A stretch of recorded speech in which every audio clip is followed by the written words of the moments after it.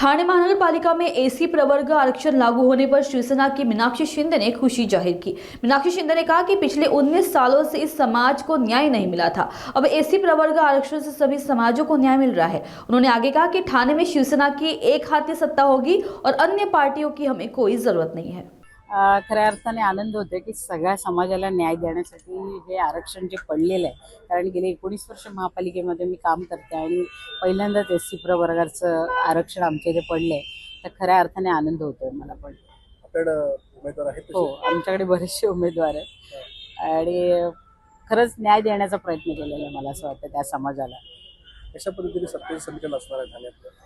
आम्ही सत्तेचे समीकरण मला असं वाटतं ठाण्यामध्ये तरी वन साईड आहेत आम्ही, कारण 75 सीट्स आमच्या आहेत आणि बिनविरोधच महापौर बसेल। बीजेपी बरोबर आपण सत्ता हे करणार आहात?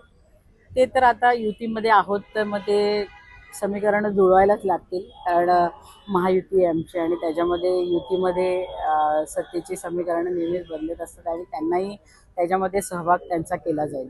इतर काही छोटे पक्ष तुमच्यावर राहील असं कळतंय? इतर छोटे पक्षाचा आता मला असं वाटतं वन साईड असल्यामुळे त्यांचा विचार होईल नाही होईल ते मला माहिती नाही, पण आमची पूर्ण वन साईड आमचेच लोक आहेत। बीजेपीचे पण तेवढे कॅन्डिडेट आमच्याकडे आहेत, तर मला असं वाटतं बाकीच्या लोकांना घेऊन न घेऊन काय हे नाही होणार, आम्हाला काय फरक नाही। आता किती नगरसेवक आता सध्या? 75 सर्व आले? सर्व आले। एक हिंदी नाही, हिंदी हिंदी नको नॉर्मल हिंदी नको फक्त आता एक थोडंसं.